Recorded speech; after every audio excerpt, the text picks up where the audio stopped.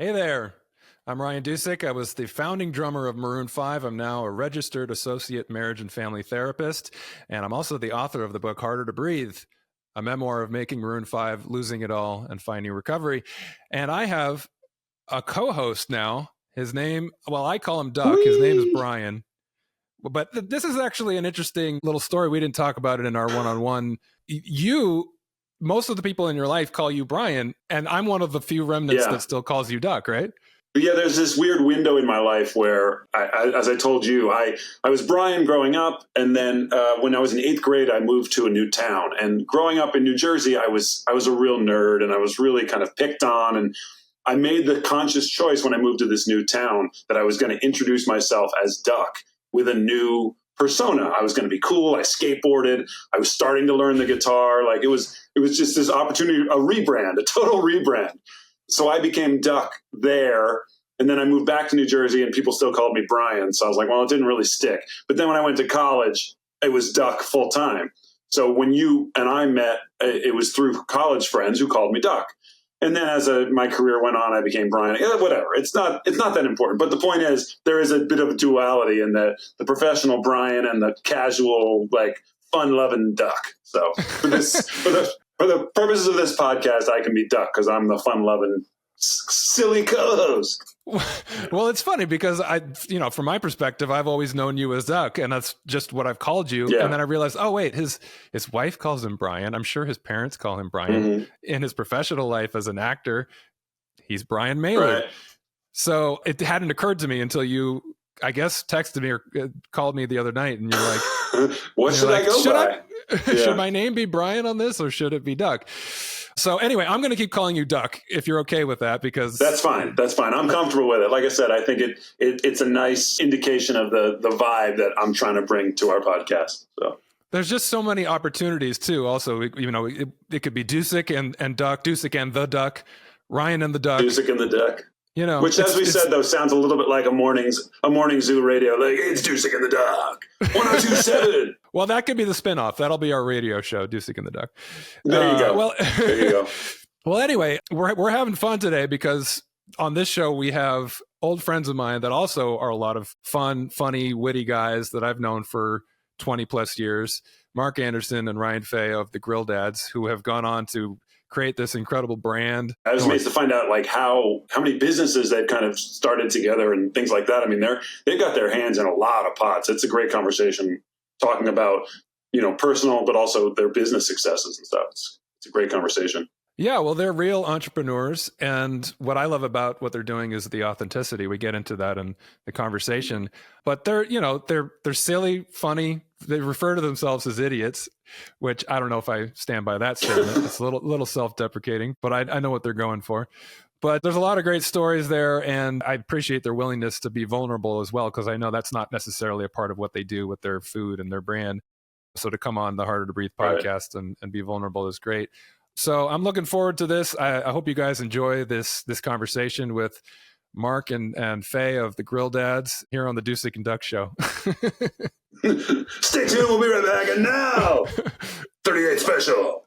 All right, let's bring them in on the Harder to Breathe podcast. It's the Grill Dads. Here we go.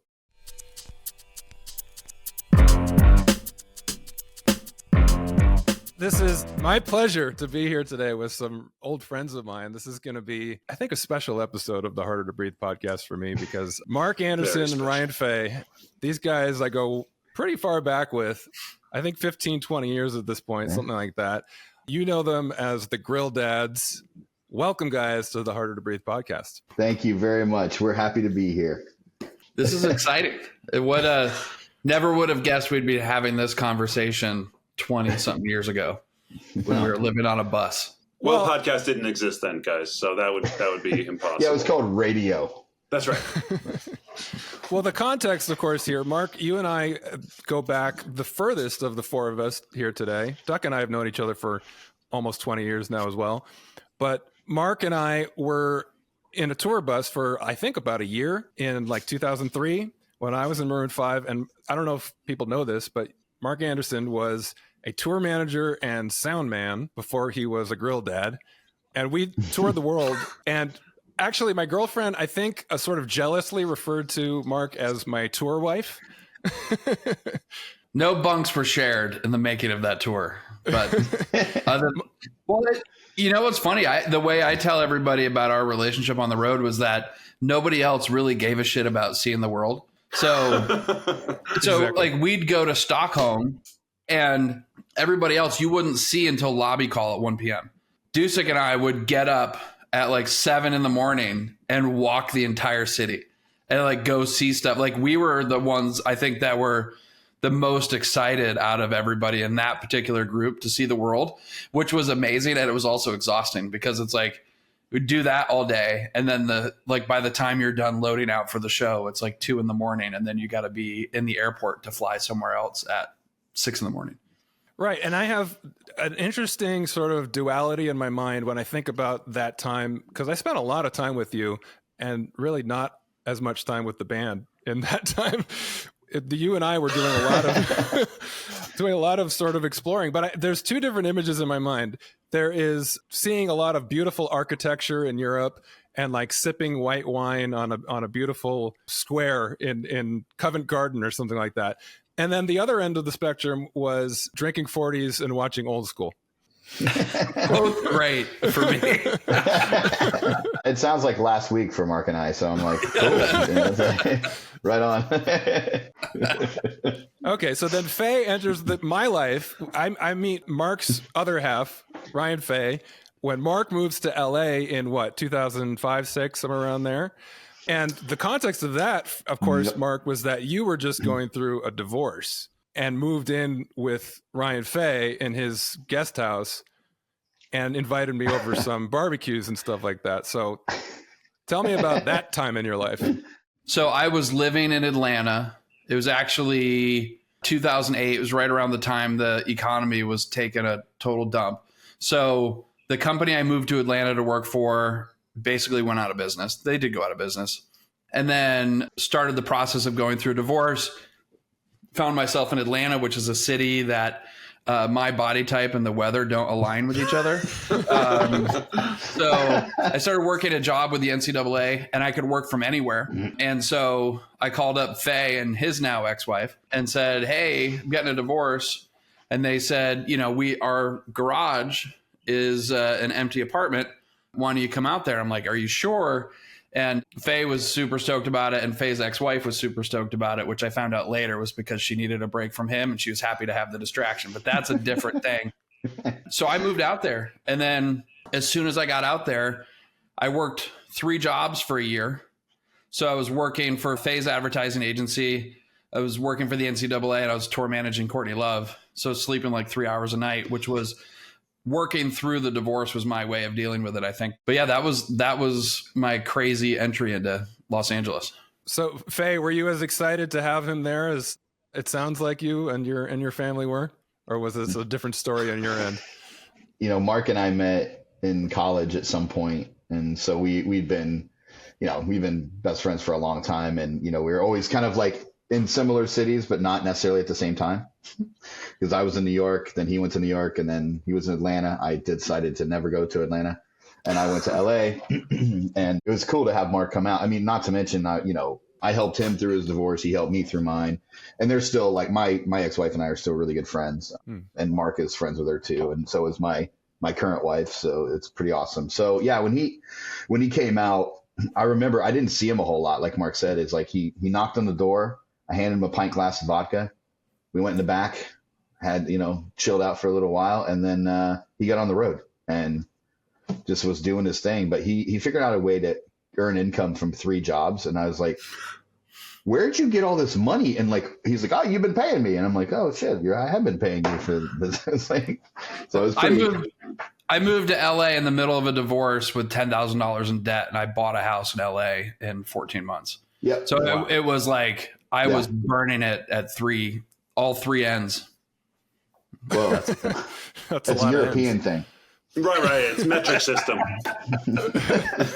Metric system. But Dusick, to your point, it's like I had an open door. And you remember this from coming over. It's like everyone in the neighborhood, they'd smell stuff. And we just kind of like, that was our love language to the world. It's just like, Mark and I cooked. Whenever he got home, the way he would unwind was to cook all day. And so we play cornhole and darts and drink Miller High Lives and just like in the backyard. And you can do it 365 in LA, as you know. And like, that was kind of the way that we built a community. I think that's when it started clicking of like, wow, we're actually pretty good at this stuff. Like, we're good at making food for other people. They enjoy it. The only person I can cook with in the kitchen is Mark, and vice versa. He doesn't allow anybody in the kitchen but me. So I remember, my goal was to move out of that house before they thought about the fact that me leaving was a good idea. But I tried to be as good of a house guest as I could while I was there. And I just remember one of our friends trying to make fun of me. And he goes, "Mark, why do you put all those throw pillows in that exact spot on that bed every day? That's insane." And I said, "Because that's what it looked like when I walked in." And then Faye's ex-wife said, "And that's why Mark's allowed to stay as long as he wants and Vinny isn't." Yeah, exactly. It's true. Yeah. Well, that's the kind of guy you are, Mark. That tracks with the experience that I've had with you. And I do remember, there was just such a wonderful energy in that home when I would come and visit you guys. You were very gracious to invite me in. And I was actually in a really dark place in my life around that time. I had just left the band. Yeah. I was struggling a lot with depression and anxiety. And I mean, granted, I was coming over, I was probably drinking too much at that point, but it was just, there was a lot of positive energy. There was a lot of fun, and the food was at the core of it. When I think back to that time, it's like you guys had so much passion and energy that you put into the cooking, the process, the community that you kind of brought together of your neighbors and stuff, just providing this wonderful food and this event that would happen. I don't know if it was every weekend or how often it was. To me, that was the beginning of the Grill Dads. I completely agree with you. I think you hit it on the head. I mean, I think that's the energy is the reason we're doing what we're doing today is because we haven't let go of that energy from back then. And we've kind of used it to fuel us as friends, as entrepreneurs. We're creating new businesses. We're gathering these amazing experiences around the world. We're documenting everything. And so, we're the exact same two guys that we've always been. And we always will be, good or bad, but like we don't change, other than we're students of the energy. And I think that's a big thing for me is the momentum and the energy is what actually is the fuel, and the main ingredient in all of our dishes is the energy. That actually leads me to one of my first questions that I wanted to ask you guys about, because you were working together in advertising, right? At that point. Yeah. And I want to know about obviously you guys had a friendship before that, but what was the spark that you guys looked at each other and said, we're doing this job and we're making money and buying a house and stuff, but this isn't what's in our heart. And the grilling and the, cooking together and being with friends, that's in our heart. Can you talk a little bit about that time in advertising and the things that you may have learned that you could then apply to your next step in your career, but also that leap of faith that two friends are like, this is fine, but this isn't our passion. Let's follow our passion together. And like I said, and jump in with both feet. I think there's two things happening. The first is that any good advertising person spends a decent amount of time every single day wondering what it would be like if they could focus all of that creative energy into their own business. Mm-hmm. And so advertising agencies have their own whiskey, and they do all these different things because they see advertising businesses are flawed in a way that because there's no residual revenue, right? So it's like you do the advertising for the person, marketing services for hire, and then that's over, and you've built no equity in a brand. So, and all of your assets every day, get in an elevator, go out the front door and go home. Yeah. The other thing is, when I came to Omelette, which was a couple years in, they were 11 people, and they'd had some ups and downs from a business standpoint, but from a creative and a client standpoint, we're crushing it. And we grew to 130 people in a couple of years. And so the nature of what we did on a daily basis changed. And it wasn't like getting buzzed at the fire pit trying to come up with ideas for Microsoft anymore. It was doing sales forecasting and trying to negotiate triple net lease on a 40,000 square foot office. And so it wasn't creative anymore there. And Faye and I had always talked about doing something cooking related. And I think the desire to build something with enterprise value and have a creative outlet is what kind of drove us. And then if we were going to do it, cooking there was no obvious, I mean, no second option. I mean, it was, are we going to do something that's cooking or are we not going to do anything? It was Mark's wife, Sarah, who said, you guys, and Mark was pushing me to do this for a while, and I was still at Omelet, right? It's my shop. I founded it. So I was still there. But to Mark's point, I got relegated to the guy that would make sure that the popcorn was made around noon. The beer tap lines were clean in the bar that I built for the agency. And that's, and if bad things happen, I have to be able to refinance my house to cover payroll. So like, those are the things that like entrepreneurs, if you're a true entrepreneur, you get it. Like being an entrepreneur is not about upside. It's about how much risk you can take. Like that's actually to me what being an entrepreneur is. Good news is with someone like Mark, we can take a hefty dose of risk. Now our risk is very calculated and we do our best to kind of see all the holes. But I think Mark and I learned what not to do by working in advertising versus what to do. Okay. So that's an incredibly valuable lesson. Okay. And like in that. And so we've kind of used that to fuel, but I think it was Sarah who said to us, you two idiots are going to be famous on TV. Well, that's what, when we made the pilot for our show, for the show that we put out on Kickstarter, she's a full-time creative director. So her job is to give feedback and she's good at it with us. Yeah. So there's no just like obligatory attaboys coming our way. So she watched the first cut of the video and she goes, you guys are going to be on the Food Network. And, I sent the video to Mark Summers, which, I think everybody on this call is old enough to remember Double Dare. And because he had a huge role at Food Network at the time. And within 2 weeks, we were at Guy Fieri's house planning our global takeover. Wow. So which will happen at some point. Right. There was a risk involved in walking away from an established career and doing this, but it seems like pretty quickly that risk turned into something very tangible that you could sink your teeth into. Yeah. I mean, that's it's funny you say that because opportunity looks a lot like hard work, right? But there's so much behind the scenes stuff that happened before you can get to that opportunity. Like we also just aren't smart enough to be too premeditated with things. We just kind of go do stuff.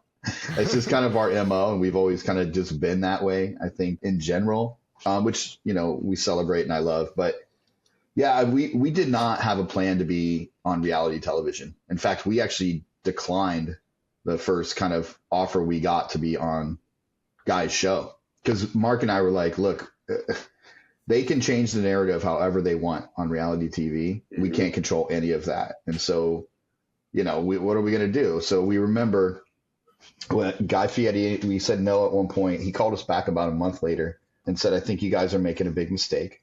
There's no funny in food. There's no buddy comedy. Like, I like what you guys are bringing. I want to launch your show through my show. And so we had a conversation about it. We ended up calling our friend at the time, was still our friend, Artie Sequoia, who is a Food Network chef, and said, what do you do? Like, if you go on reality TV, like how do you prevent from, being looked at as a douchebag? And she goes, just you control the narrative a little bit. Right. Like and she gave us the biggest piece of advice. Don't be a douchebag. Good point. It's just a good life lesson in general. Not just Food Network. It's life. Right, Mark. Remember, we were just like, we were waiting for this big, really hard advice. Yeah. But, the thing that's weird, and I share a little bit about this with you guys, Ryan, it's like there's a delay between getting some visible success and getting financial success. I remember Harder to Breathe was the #1 song in the world, and I lent my per diem to Mickey to pay his cell phone bill, and it's like, but people probably already thought you guys were driving around in Ferraris inside your castle. So for us, the Food Network was the lowest paying job I've had since I was 18. And so we realized very quickly, like the night our show premiered, it was after a first run episode of Diners, Drive-Ins, and Dives. We won our time slot that night on all of cable, and we got 11 new Instagram followers. And we're like, oh shit. So we realized the way we say it is that the Food Network was the starting line, not the finish line for building this brand. And we also figured out very quickly that the Food Network is not in the business of allowing people on their network to build a brand. So what we ended up having to do, we were with William Morris Endeavor at the time. And, we went to them and said, hey, we need to make a show that we're really proud of or make enough money to change our families' lives. And we're not doing either. And William Morris was like, no, just wait your turn. That's how the Food Network works. Just wait your turn. So we fired them, went to UTA, and then UTA helped us negotiate out of that contract. And then Guy Fieri, who promised us that if it wasn't going the way we wanted, the Food Network would let us out. And then the Food Network was fighting that. And he called the president of the network and says, you're making me look like a liar. Fix this. And then within a half an hour, we had our name, image, likeness, everything. We owned 100%. And that's when we went from building an on-camera career to a business. So that was 3 years from when we filmed the show. So it was nuts. Now we have a legitimate business, but like it was an underpaid hobby for years. Now I want to get the context of this a little bit because, this is an incredible story of pursuing a dream, pursuing a passion. But of course, you back up a little bit to the fact that, Mark, you had gone through a divorce. Somewhere in there, Fey, you were going through a breakup and a divorce as well. You had a young daughter. Mark, you get remarried and you have a son. I don't know the timeline here of everything, where that falls with all this stuff that you're doing with the Grill Dads, but you're pursuing this dream. You're taking risk. You're going out in the world and trying to really live the dream while real life is happening behind the scenes. I want to get a sense of what that looked like. Go ahead, Fey, Mark. you want to talk about your when your wife moved across the street? Yeah, man. Thank you for that. You set him up. No, it's good. He's but Mark knows where all my skeletons are, man. They're well, they don't have any skeletons. They're all out in the open. But yeah, I mean, like I said, Amy and I, Mark was good friends with her too, and just things weren't working. Zoe was 4. That's when we got divorced, and she literally moved across the street. Like, he's not kidding. Like, just moved out. And I didn't know about it until she woke up one day and said, I don't love you anymore, and I need to leave. And I said, but that? Because, I'm from the Midwest, and what we do is when we say yes, we bury it go down to the inside. grave. Take her to the grave. I was pretty floored. I think I was pretty naive and blind, I would say, at all the things. I'm sure there's many, many things I didn't do correctly. But yeah, so I didn't know at the time what the label was for what I was feeling. And I think you're taught at an early age, at least where I'm from, you grab a big old handful of dirt and you rub some dirt on it, and that's that. And you kind of as a man, you push everything down. You don't show vulnerability. And the irony in that is that the strongest people show vulnerability. And it's taken me a very long time to learn this idea. I saw my father be vulnerable, but I thought it was a sign of weakness versus a sign of strength. And so I know just thinking of Harder to Breathe and just like looking at the context of the podcast, which I think is why it's so wonderful what you guys are doing. I think it's a platform for expression of even past stuff that we felt and didn't have a name for it. And, I think I found a lot of solace in Mark. I found a lot of solace in some other family members I had. And I found solace in cooking, to be honest. Like it was a therapeutic catalyst to be getting better energy. And I'm big into the energy piece of this equation, and Mark knows this. I get really emotional and, kind of when good things are happening. Also on the other end, I get kind of like, we gotta, I get real hyped up if stuff isn't going well, or where it needs to go. But, yeah, that was a pretty rough time. But I think that's when Mark and I started to really we worked on the ad agency business, man. We started cooking a bunch. We did some restaurant takeovers. And then I think we both just decided, what are we doing? We have to we need to do what makes us feel good now, not just what everyone else feels good. When you're taught, like me, I'm taught to always service the other. Like it's always about the other person. It's never about me. I can take anything, you know. I need less food. I need less presents. I need less whatever. There's a piece of that though in there that's dumb, because everyone needs some love and needs some energy. So I don't know. And Faye will also sometimes remind you that he took less. That's important. Well, which leads me to my next point, which is the accountability that is part of our relationship. You know, through big life stuff, it was just like, it's a friend, you know, we've always been a friend to each other that we could go to and be like, dude, this is fucked. This is bad. I'm having a bad day. And also too, where you get a phone call from the other person and be like, you're being a dick. Yeah. Get your head out of your ass. Like, this is not how you want, you know, this is a defining moment in your life and you're blowing it. So I say this all the time to people about our relationship is like, I call Mark to get the advice I need. I never get the advice I want. Oh yeah.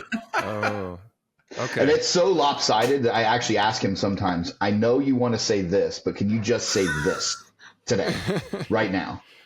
And he says, no, click, and hangs up the phone. I mean, he's that guy. Like everyone has a Mark. Well, my Mark's the real Mark. So like, but it's like, I call him when I know I'm going to get my ass handed to me. And I'm like, well, and he's like, here it is. Let me lay it out for you. But that accountability is, I mean, it's vital, especially in a business that you're running together and a friendship where you don't want there to be, like you say, skeletons hidden. It's got to be out on the table. And if Mark can't call you out for your bullshit, then what are we doing here? You know what I mean? But I want to just real quick, I want to touch on, because you guys said some great things that I love it when like the themes that we talk about come through naturally in the conversation. One of which being that you said like that show wasn't the finish line, it was a starting line, or you know, just the idea that there are no real finish lines in this world. There's just the journey. I mean, it's a cliche, but it's there for a reason.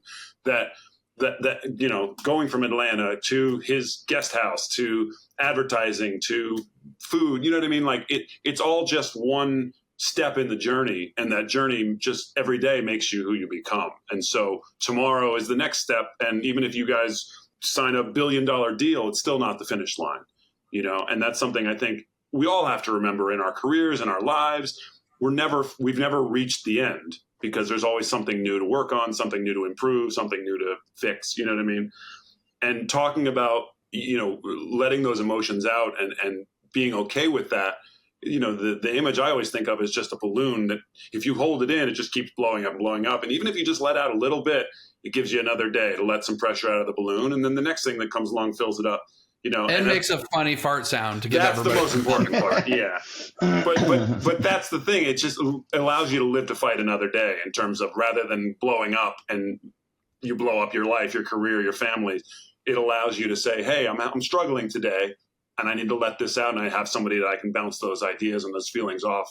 It makes it only easier, I think. So kudos is all I want to say. No question here, just well done. Well, I'll tell you that, I mean, we're constantly navigating a friendship and a difficult, stressful business. Mm-hmm. The biggest issue for me from a mental standpoint that I'm dealing with these days is like the pandemic created an intense need to make hay while the sun shines for me. So I own another business unrelated to this. I have 20 employees, amazing group of people, nothing to do with this. And like during the pandemic, it's like we are a service-based company sending technicians into people's homes. So the stress around just like the safety of that, and then the market, that the employee market here was nuts for a long time. And then that's really when the Grill Dads, not necessarily from a perception standpoint, but from an actual business standpoint, that's when it really blew up for us. So it's like I was trying to keep this other company on the tracks through the pandemic while the Grill Dads were blowing up. And then the other company started doing incredibly well, has doubled in size the last few years. And it just got this level of uncertainty with the Grill Dads, because it's like a pop culture based thing. Mm-hmm. Like we joke that we're like one off color joke away from not existing anymore. Aren't we all? Yeah. And the reality is like, you know, so anytime we have like any opportunity to do stuff, and like Faye and I are trying to get out of this headset now, but it's like the last couple of years, I mean, we wouldn't say no to anything. And we're working from 7 a.m. until 11 p.m. every day. And then someone's like, oh, I need you to come this weekend to do this thing. And we're like instantly looking for flights. So it's been a little nuts. Ryan, I remember you talking about that from a musician standpoint, the concept of say yes to everything in the beginning. Yeah, well, that was advice that we got as a band. We got that advice from almost everyone early on, and Mark knows this because he was there for it. We were literally just doing every tour, every promotional thing we could do. And the strategy was basically, if they ask once and you say no, they're not going to ask again. So you have to say yes to everything on your first album so that when you come back around on the next album, they all love you and they'll promote you and they'll do all this stuff, which was really good advice from a business perspective. But for me, it was also literally no breaks because we were saying yes to everything and every break that we had was getting filled with something. And that even meant like we were in a radio station in the morning, and then we were meeting with our local distributors for lunch, and then going to sound check and having drinks with the ad guy or the radio guy or whatever after that, and then the show, and then drive the next day, do the same thing, and that just never ended. So there is a limit. Obviously, as a therapist, my advice would be different than that. It would be finding balance, right? So that's a hard line. I know that in the world that we live in, for any industry, really, it's like if you're not doing it, somebody else is doing it, right?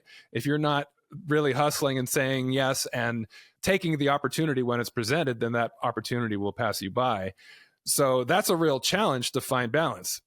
Yeah, you guys, I remember when I was with you guys, it was 26 consecutive days with a show at one point. And so established, mentally stable artists do 2 shows on, 1 show off, 1 show on, 1 show off. Like that's the survivable tour schedule. And you guys were opening for Matchbox 20. And on the off days on the tour, when everybody else was resting, we did fly dates. So there was a show in New York City and then a day off and then the next day in Washington, D.C. And on the morning of the tour day off at 5 a.m., we flew to Texas for a music festival. And then you guys would go do press. We'd go set up the back line. And then by the time the whole day is done, it's midnight, 1 a.m. And then it's like a 5 a.m. lobby call and you fly to DC and you try and get there in time for sound check on the Matchbox tour. And it was just like, that's what it was like for almost a month, which like is insane. I wish I could just have hearing that makes me want to become an alcoholic. It explains a lot, right? Well, so how do you guys, you guys are managing being dads, running this business. Mark, you have other businesses. How do you keep all of that in balance at this point? Or is balance even something that you think about on a daily basis? I have a pretty strong opinion on that. If you love the thing that you're doing so much, it ceases to be, and it's cliche, it ceases to be work. It's part of your lifestyle. So we've actually made the Grill Dads part of our lifestyle. I think to Mark's earlier point, the idea is to create such value and enterprise and IP value that we no longer have to have our eyes open to make money. So the reason that we're working on products and we're working on other things that don't require us to be performing is where we're going to find that value. Therefore, we can go to bed and make money. It's kind of an age-old idea, all right, to be able to do that, but you have to create such value in your lifestyle brand.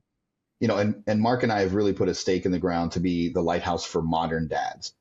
This is not the dads that we necessarily grew up with that come home after working 40-hour weeks and make sure they mow the grass in the weekend to avoid the kids.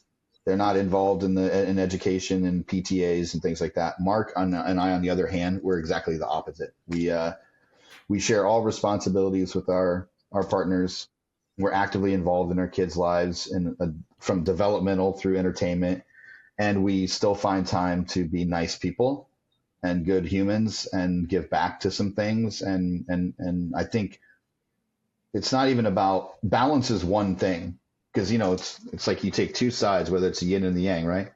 The reason that the ball rolls is because they come together, not because they're opposites. They do attract, right? So I think that's a piece where the balance in that is actually finding that kind of momentum and that energy. And we're definitely burnt. I don't think there's 2 other 48-year-olds that can hold a candle to us in terms of waking up early, never being late for jobs, We are adults when we get hired to do stuff. I mean, brands love us because we're from the marketing background. So like, we're super safe. We're not pushovers though. You know, we say yes and we say no definitively. I think that's a strength that we have too is, you know, it's like, look, buddy, we've been around the block too. This is not our first rodeo. So let us help you. We've seen this pitfall. We've seen that. So the answer is no. And here's why. But here's the solution. And so Dusick, to your point about opportunity real quick, we don't take opportunity, we make opportunity. So Mark and I have really worked hard to be architects of the opportunities that we want versus waiting for it to come to us. I don't like to compare us to other people in like a similar world, but like, because we don't really know other people that well, but like we outkick the coverage on what we're doing for other people that kind of came up through that reality show / like new kind of unknown show world. I mean, we get friends from the Food Network, that one next Food Network star, that are like, hey, how did you guys get your Spice Line deal? Hey, who got this for you? Who did that? And we're just like, we did, because we're too dumb to stop.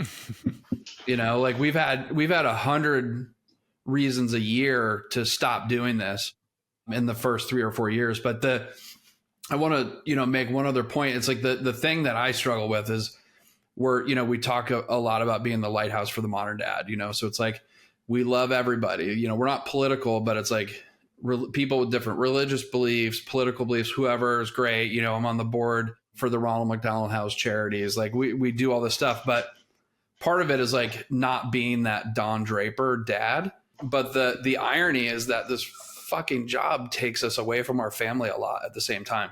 It's a really weird thing to navigate, like emotionally, because it's like, hey, we're out there talking about being the modern dad. And I'm like, I'm doing that from a stage in Memphis while my son is home, not getting help for me on his homework. So finding that like balance that's healthy for me and for them is something that's like a constant thing. But we're getting better at taking our family with us more and more. So what's interesting to me is obviously you guys are very thoughtful businessmen, entrepreneurs. You've thought this through. You know what you're doing, and there's a lot of good advice in terms of pursuing this kind of brand or business. There's a lot of good life advice that you guys are talking about, but at the core of what you guys do is the food, right? And you talk about that energy that came from the cookouts and bringing people together with the food. Now, the lifestyle may be complicated now by the nature of the beast of running this business you've created, but it's the sense that I get is that at the core of it is a passion for something that was already sort of a coping mechanism for you, right? The food was the place that you went to culturally, it brings people together. It's a way of showing care and love. And so at the core of what you're doing, even though it's a big business now, is that center. And more importantly, I get the sense that also at the center is the relationship between the two of you. You mentioned the other relationships in your lives. I feel like this relationship is probably as important, if not more important, than the products that you create, the things that you talk about in your business. How important is relationship to all of this? The relationships in your lives, the business ones, the personal ones, the one between the two of you. I don't know which are the most important to you, but what does relationship mean to you in your life at this point? I don't think you could prioritize them in any sort of order. I think it's all creating some sort of balance. You know, but we've been relationship people our whole lives. So it's like we've got people that call us to hire us as the grill dads. Somebody did yesterday. I worked with in 2006, and now they're the head of marketing at a really large organization. And they're like, you guys came up in a meeting, and I'm like, holy shit, I know them. I'll call them. You know, so we get opportunities weekly from relationships we've been building for an extremely long time. And so both from a business standpoint and from a personal standpoint, it's really important. Because again, it's like when the girlfriends would come on the tour bus, it's like, you know, it's like that relationship now is a factor. And you're like, oh, like, thank God she's great. If I spend 4 days on the road with her, is she going to be the one that's annoyed with me, or vice versa? And it's like, there's so many things happening that are relationship based with us because we spend so much time with each other and with each other's families that it's like, because when we film, Faye's at my house for 12 hours a day for 5 days, and then vice versa down there, so it's like, I don't know, it's just a constant front of mind thing. Yeah, I mean, I think, just to jump in on Mark's point, this would not work if the entire thing wasn't based off relationships and trust. There's no business sense to this, right? Like, if that's the first tenet of business is trust, and that's it. Like, just take all the other stuff, sure, experience level and responsibility and blah, blah, blah, blah. But the trust that you are going to do what you say you're going to do, and therefore you're going to be a good person with this. Like, in our families, like, it's not thank goodness they're good with each other. It's we orchestrated that. Like, we found the right people that are, I mean, I've never seen two partners in Sarah and in Christy who are shoving us out the door to keep going. And well, in Mark's case, is because she doesn't want to see him. But for me and Christy, but we our kids love each other. Like, we take vacations together, we go skiing together. So, I mean, and it's work. I mean, to Mark's point, all relationships, and guys, I know this is another theme that we can talk about, but good relationships do require work, but it ceases to be a negative work in a negative sense versus a developmental positive sense. You put the work in, just like if I want to be a pro athlete, I'm going to put the work in, right? It's not bad. You're just putting the work in. And so I think we're getting pretty good at being pro athletes for our families, and we're going to continue to hone it and be better and better at minus the physique. Do you guys think your being a duo lends itself to a healthier relationship in the industry itself? Because we know from experience of many celebrity chefs, but just chefs in general, the kitchen can be a very toxic place, whether it's represented on The Bear, like we've seen on show. But my wife's a reality casting producer, and she's cast a ton of cooking shows. And she says consistently, chefs are some of the more damaged people that she has to deal with. There's just so much pressure and so much solitude and so much, so there are a lot of addiction issues. There's a lot of rage and a lot of things like that. Do you guys, can you speak a little bit to that? Because I know you did a bunch of restaurant takeovers and stuff in your time. Do you think that being a duo and having that release valve of being able to talk about those feelings and those frustrations has helped you not fall into those pitfalls? Or maybe you did fall into those and you've worked your way out of them. Can you talk a little bit about that? Well, I honestly, I think the fact that we don't have those pitfalls is why we don't own a restaurant or didn't. So at some point, hopefully we will, but we'll be coming at it from a different angle. But the reality is, like, I was in and around restaurants enough as a bartender, as a busboy, all that stuff, to know that the culture in the kitchen is insane. And I don't say that like literally insane.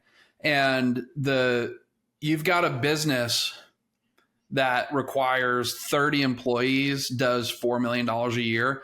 And if you're one of the top 5% restaurants in the country, you're going to have 3% to 4% net revenue, right? So people have to perform at a really high output level and very consistently. And so I think people that need a distraction in their life because of other things, whether it's just mental health issues or had a rough go growing up, or it's a great distraction. But also what you see with those people is it's like going into the foxhole together, going into dinner service at 5 o'clock on a Friday in a high-end restaurant. It's like going into battle. Yeah. And, that is so people find their people in that scenario. I'll also say, having spent a lot of time with people that were cast on reality shows in and around the Food Network, the restaurant people are sometimes crazy, and like we were treated like children for the first 2 weeks of the Guys Big Project show, treated like dumb 12-year-olds by 22-year-old PAs. Mm-hmm. But the reality was, we were kind of offended by that, but then we saw the evolution of some of the people that were on the show with us, and we're like, oh, that's why they do this, because the other people are mentally ill and require hands-on babysitting. There was one guy that started, so every person So us being counting as like one, like has a segment producer on that show.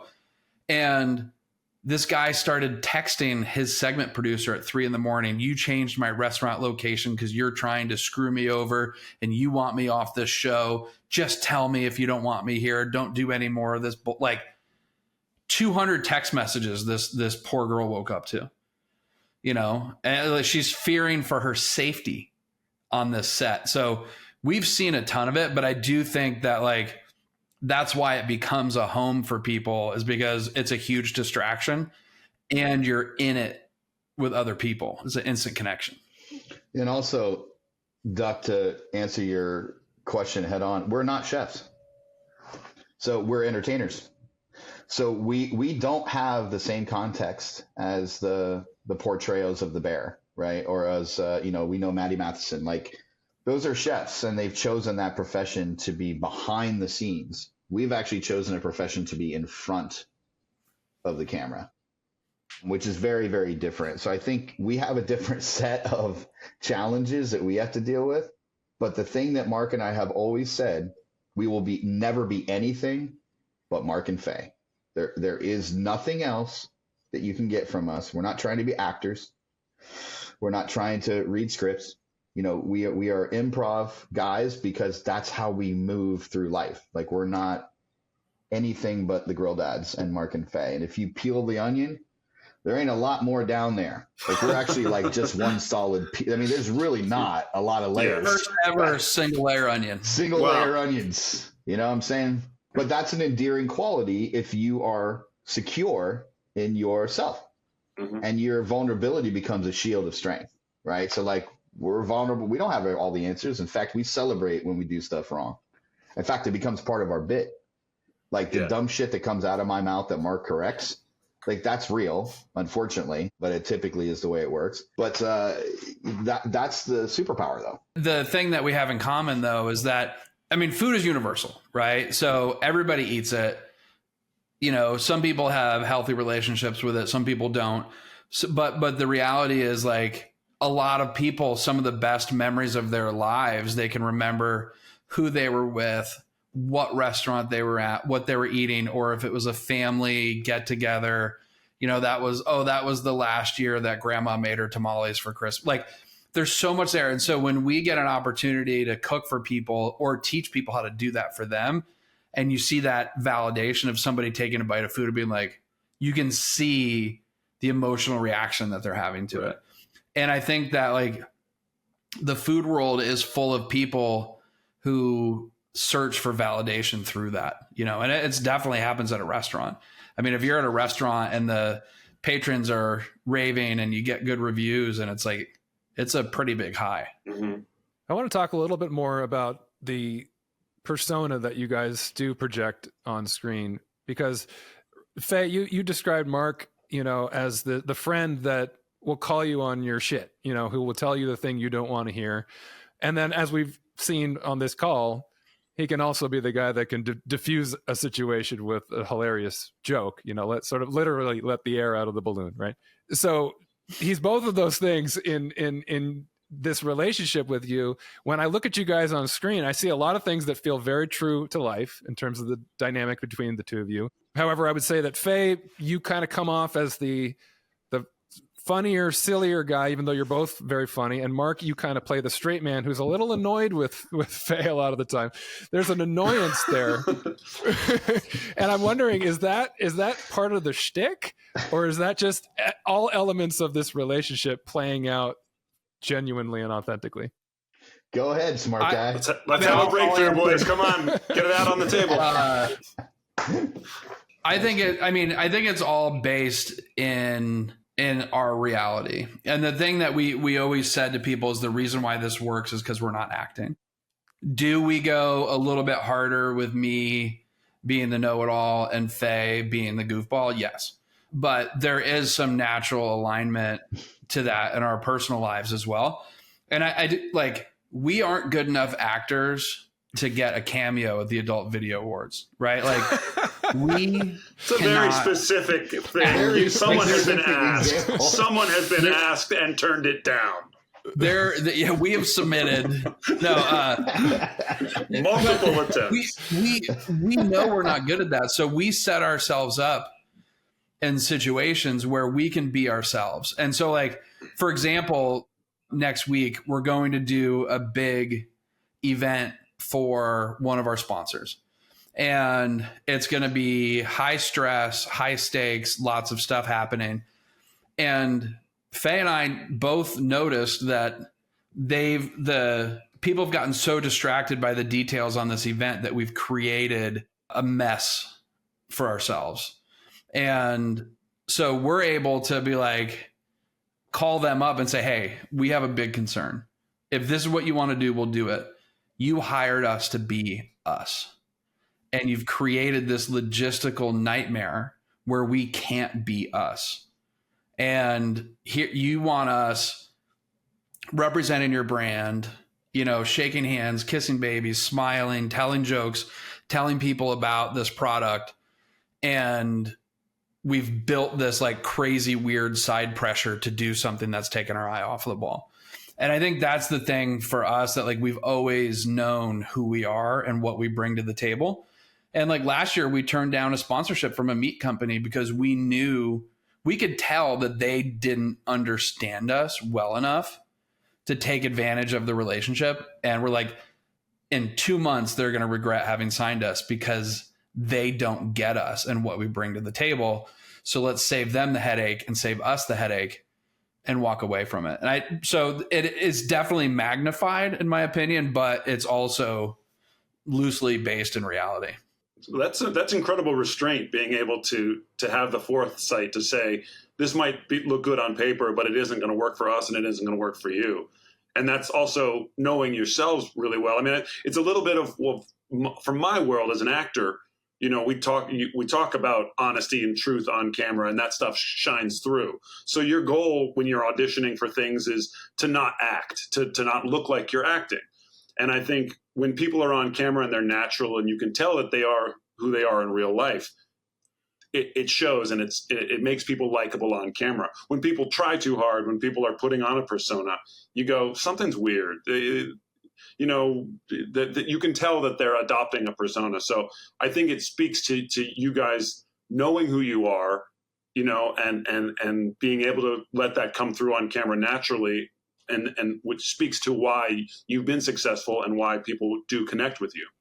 And Faye, I want to hear you answer the same question, but the one thing I want to say in a duo is like, generally speaking, I'm more of a geek for technique and that sort of stuff. Like that's real. And Faye is like high energy. So like when I'm going to get like super geeky on explaining the science of something, the beauty of our relationship is I know that he's not going to let the energy get sucked out of the room during that. So it's like, it's also really nice knowing like I don't try to match his energy because good Christ, that would be awful. and he doesn't have the same passion for like the science side of stuff that I do. So it's like, it is a perfect thing, I think. Yeah. I mean, I think the best way of looking at it for us, I mean, I'm definitely the gaff and Mark's the straight man in the equation. And, it's been identified from day one that that's the way. In fact, I'll say something that, I'm better at X, Y, and Z. And Mark will always say, well, him believing that is why this works. So it's just irrational confidence guy. Kind of. Yeah. And I'm always like, huh? So, but there's an exaggerated, and this stuff and Ryan, this from being on stage, there's an exaggerated thing you have to do. You get the energy. Second the energy's up, you're actually out of your body a little bit and you're doing stuff. I know you've experienced this a billion times, Ryan, on stage, thinking about like all the stuff that's going on. It is a bigger thing than just you yourself, but it's still you. But you're raising up to the occasion. And I think that's the piece. I'm always the icebreaker. Any way you cut it. Mark's like, I'm looking for the microphone, and Mark's holding it and giving it to me. So that's or trying to talk the person out of giving them the microphone. Don't give them the microphone, right? But that's it wouldn't work if it was just me, and I don't think it would work if it was just Mark. Like I think the reason it works is because we're very different people, but we have an alignment in our tone in our approach and stuff like that. It's funny, Duck, thinking about like just the celebration of the persona that we've built and created, which is just us. We love walking on the Today Show. We've been booked 25 times. Like, how are we able to keep going back all the time? Drew Barrymore loves us. We keep going back. The Howard Stern's wrap-up show, like all of these things. But we walk on set on the Today Show and they say, hey, America's favorite grill dads.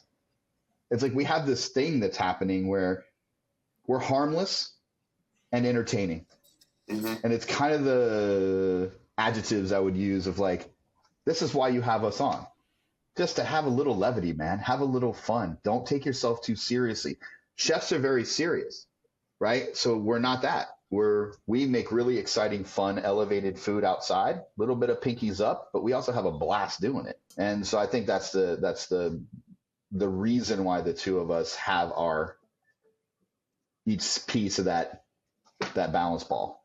Did you guys get nervous at all going on some of these shows like the Today Show and Drew Barrymore, or is that? I wanted to ask about that too.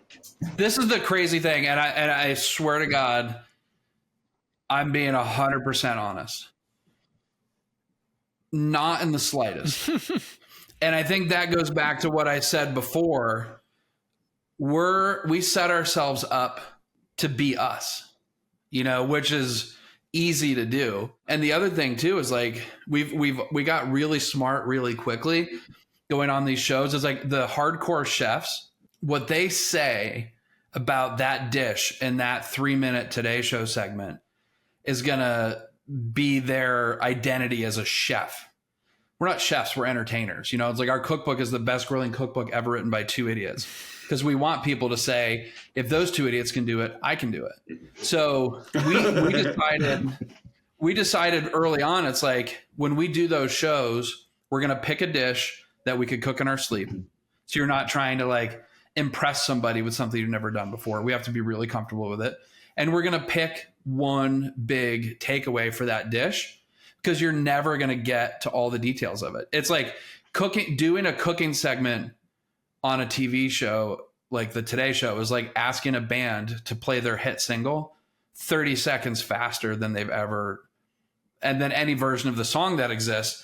And that doesn't make any fucking sense, right? It's like, it doesn't make any sense. So what do? It's like, we make an emotional connection. Why is this dish really good? Why is it really important? One big technique takeaway. And then we enjoy tasting the dish with the hosts.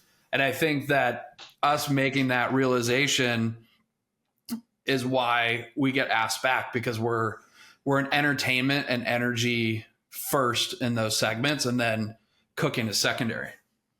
So you mentioned a lot, and I was reading some of the text in this book, in your cookbook. You introduced it by the title alone, the best grilling cookbook ever written by 2 idiots. And there's a tagline in there saying, a lot of people tell you, if these idiots can do it, so can I. Or anyone could do it, right? This is a 2-part question, I guess. First off, having not been chefs, not worked in that world, is there almost like a self-deprecating quality to that, in which is there like a little bit of imposter syndrome doing what you do without that background? Are you allowing yourself this sort of ability to just be the everyman in this situation? And the second part of the question does that only apply to what you're doing with food, or is that sort of like an underlying message? It's like, look at what we're doing. Look how we're creating this career out of our passion.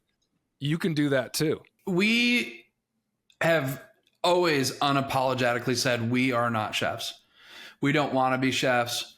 So I've never had any imposter syndrome feelings with that stuff, because again, it's like we got to deal with a brand very early on, very well-known meat purveyor. And the first thing that they did when they created a direct-to-consumer brand model was they hired the chef de cuisine from Per Se, who's got Michelin stars, James Beard Awards, went to the Culinary Institute of America. And this person cooked a $300 steak in a $4 million kitchen. And when they put that content out, everybody loved it, but nobody bought anything. Because somebody who's sitting at home watches that and like, that's really awesome, but I can't do that. But when they watch Fey and I cook it in my backyard, they're like, I can do it. You know what I mean? And that's like, we jokingly say, like, if those two idiots can do it, I can do it. But the reality is, like, we make elevated cooking tangible because we don't have the chef credential. So we really lean into that. For us, we've always considered an asset. You know, sometimes it's like you're being considered to be a judge on a show. And like in the beginning of our career, they're like, ooh, culinary credibility might come into play here. Like maybe you guys shouldn't be judging people who've worked in the restaurant business for 10 years. And we're like, great, we'll go establish culinary credibility on our own with Drew, Wendy Williams, People Magazine, like all these awesome things that we've gotten to do. And now our culinary credibility is I mean, on social media posts every day, but in the real world isn't really called into question anymore. Fey, you gave me the thumbs up, so I'm What's curious that? I was curious what you were reacting to that you gave me the thumbs up. It's a model for, you know, all of the things that we're doing. You know, I think, you know, to Doug's question earlier too, it's like we've set out to create, if those two idiots can do anything, then I can do those things. And so I think we're starting to bridge out a little bit. You know, we created something called Dad's Guide to the Universe, which is our version of the Dummy's Guide for Dads, for modern dads. And it's, you know, we're going to do stuff like Dad's Guide to RV camping, Dad's Guide to understanding soccer, Dad's Guide to tailgating, Dad's Guide to picking a college, Dad's Guide to buying your first car. So I think there's practicality in this. And this is the stuff that, because of connectivity, the internet and social media and stuff, there's not as much exchange between people that are aspirational fathers, right? So our core target, the core group of people that consumes our content, believe it or not, is 25 to 34. Then it's 35 to 44. Then it's Gen Z. So we've got this really interesting pocket of younger people, guys and girls. And because we're just old enough to be cool aspirational dads, but not old enough to be their dad. So like, we're kind of in this interesting space right now where we can be the cousin, uncle, neighbor, buddies, cousin, like we're those guys. It's just Mark and Fey. So if you want to know how to do something practically, just ask Mark and Fey.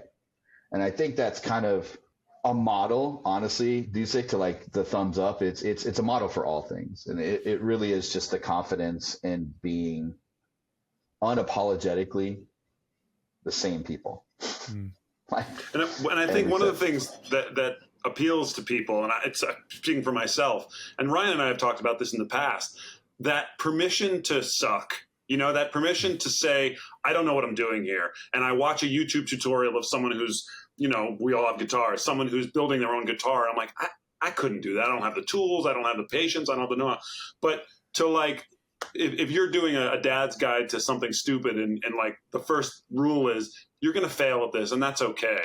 You know, there's just such a pressure that's taken off of people to like, to be able to acknowledge that not everything in this life is Instagram ready. It's, you know, you're going to make mistakes. You're going to crash and burn multiple times. And that's part of it. Stop, like we talked about in the beginning, stop reaching for a finish line and just enjoy the journey.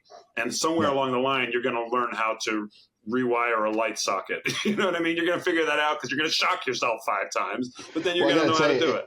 It's a lot easier to just show reality than it is to create reality. Yeah. So like if your idea is to create reality, that's social media. Mark and I, we just show reality. It's just a direct reflection, you know, and I, again, being marketers, we know how to create someone's reality because we're all tuned to go buy products and shit we don't need. Right. We want them. And that's one of many issues with social media is that you only see polished, finished products now, you know, and you don't see a lot of getting dirty. So, you know, the one thing that Fey and I have always been really good about is like, it's really easy for the likes and the shares and the audience growth and all that stuff to lean into what we call Instagram food or stunt food. But our thing is like, if we wouldn't eat it and make it for our family, it's not going on our feed. Even though if we made a hamburger with 7 patties and 42 slices of cheese and a half a pound of bacon, we probably would have gotten more likes. But also more coronary disease. Right. So exactly. It's a trade-off. All right, Yeah. guys. Well, I want to hear, you have some products coming out, right? That you're excited to talk about. Yeah, what do you have to hear about plug? what you. Mhm. Hey, I'm going to do the least smart guest thing. And before we do a plug, can I ask you a serious question, Ryan? Oh, please. Yes. We've known each other for, 21 years, right? Yeah. We obviously had a great time on tour. So I knew, like, with your shoulder and different drummer coming into the band, and like, I could definitely tell that there was like some negative stuff happening in your life. Do you think, because I was thinking about this, like when the book came out and you became more open about what was happening, and obviously I knew how many years ago did you stop drinking? Almost 8 years. Yeah. 5-6 years ago? Almost 8 years. Almost 8 years. Yeah. So at that point, like when you first said, "Oh, I just got out of rehab," my instant thought was like, for what? I said the same thing. To him. And then you started on the educational path, and I'm like, this is great. But I'm like, oh, he's, trying to fix something. I think like there's something in the world. And then the book came out and I was just like, did we just all miss obvious symptoms of like things that you were struggling with? Or were you like a master internalizer? Well, it's honestly, it's amazing to me that it wasn't more apparent to other people than it was, because in my mind, everyone could see that I was hanging on by a thread and that it was all just a charade. I would show up to things and there was so much thought and so much energy and so much anxiety that went into presenting a barely passable version of myself that was not concerning, because I was literally having panic attacks on a daily basis.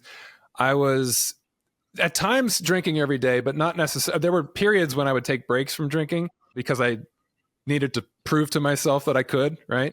But I would show up to events, with just the right amount of alcohol in me in order to not be so anxious that I was shaking like a leaf, and try to, strategize how much I was going to drink while I was there so that I didn't look like I was an alcoholic, and just try to get through those events, all the while just completely hiding what I was really dealing with, which was the pain of the loss of that whole identity of being in the band, how depressing that was for me, how my self-esteem was completely gone at that point. So the fact that I did as good a job as it seems that I did in presenting this facade to the world is pretty amazing to me, pretty remarkable, because it didn't feel that way to me.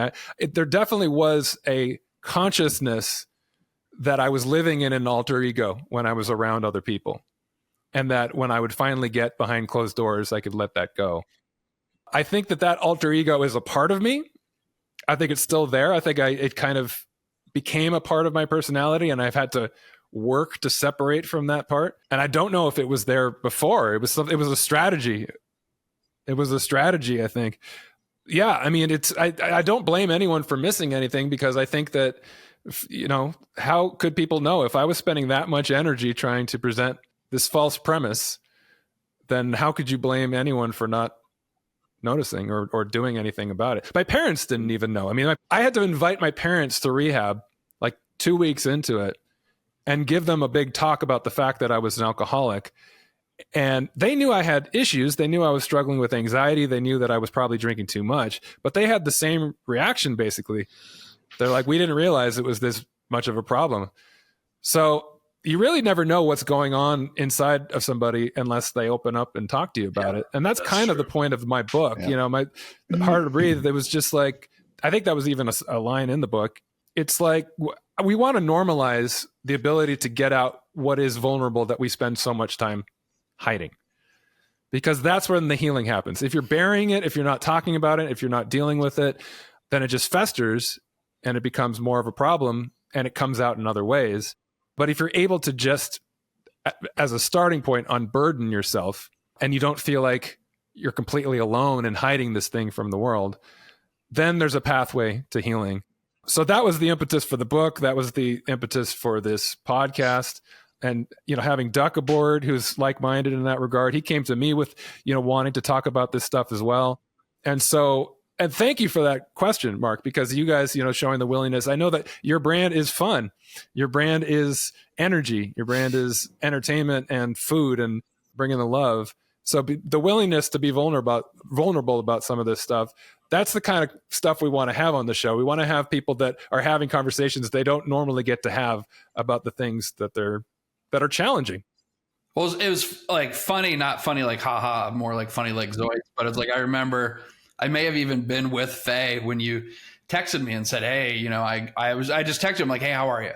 You know, because I do wish I saw you more, but it's like I don't do anything social anymore that's not work related. But like I you know, we'll text every once in a while. I'm like, how are you? You know, vice versa.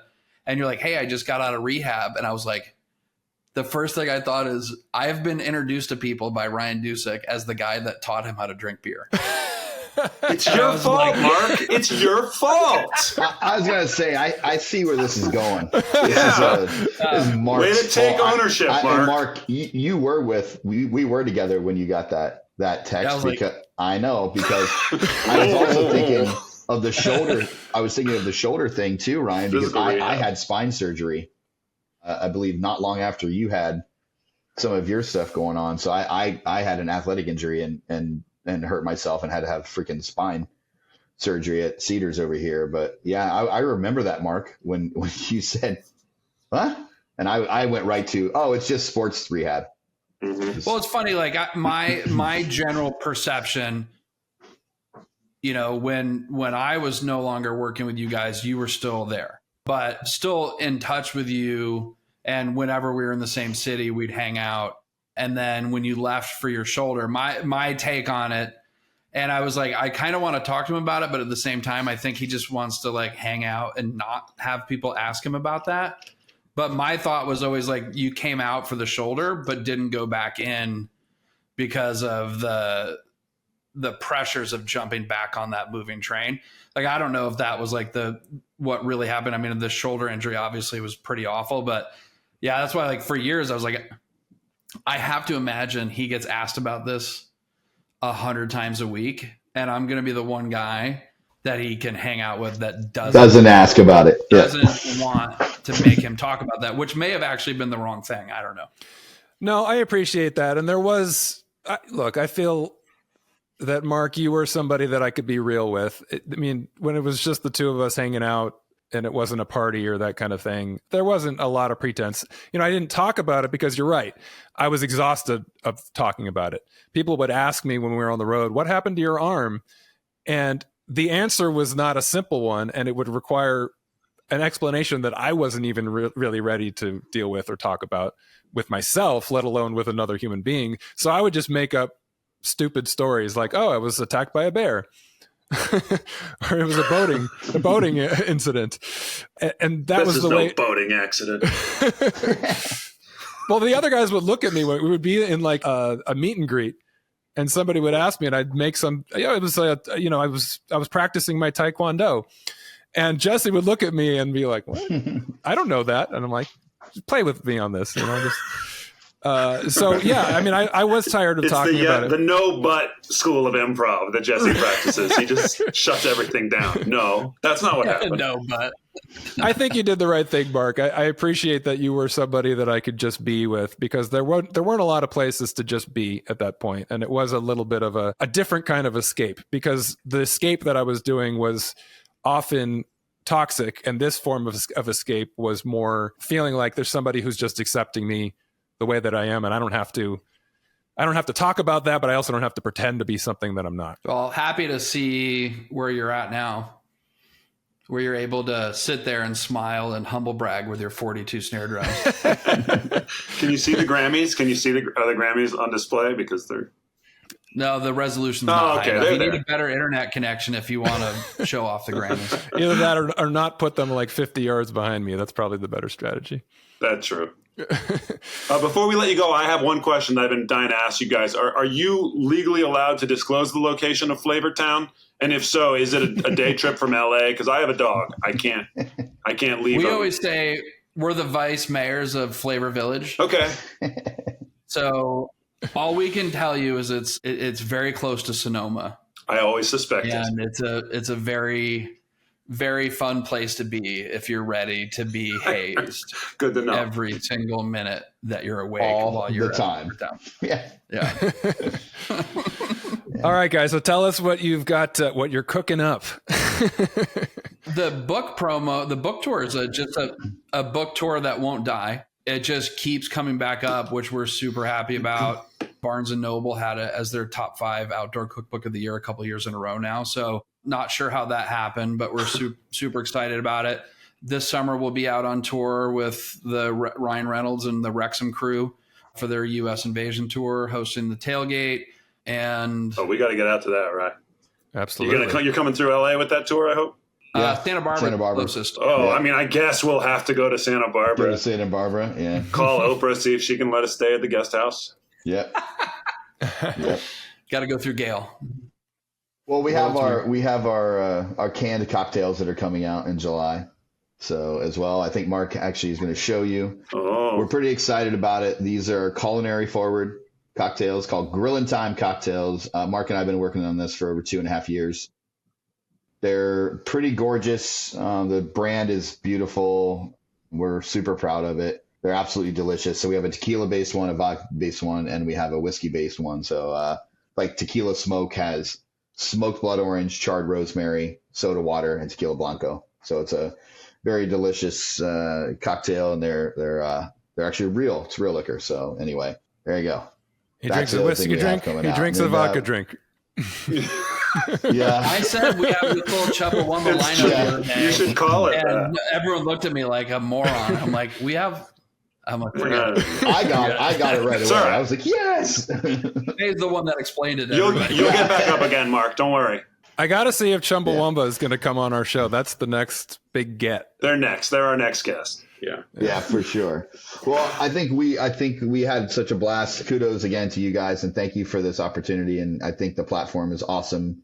I think the questions are great. Whatever the Grill Dads can do for you guys in the future, you let us know. We're obviously huge fans and supporters. And thanks, guys. Duck, it's cool to meet you and stuff. Yeah, and absolutely. Ryan's a homie, so super into whatever you guys need, and we'll always be big supporters. But thank you for creating this podcast. It's awesome. Thanks for coming on. Send us some meat.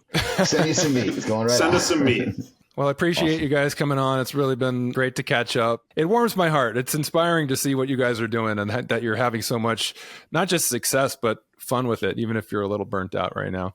So thank you for sharing that with us. And staying true to yourselves. Yeah. Yeah. The authenticity of what you guys do is really inspiring. So thanks for coming on the show. We appreciate it. And we'll definitely be checking out that tour. The Grill Dads. Awesome. Thank you guys. Appreciate it. Thanks, guys. Thanks, guys.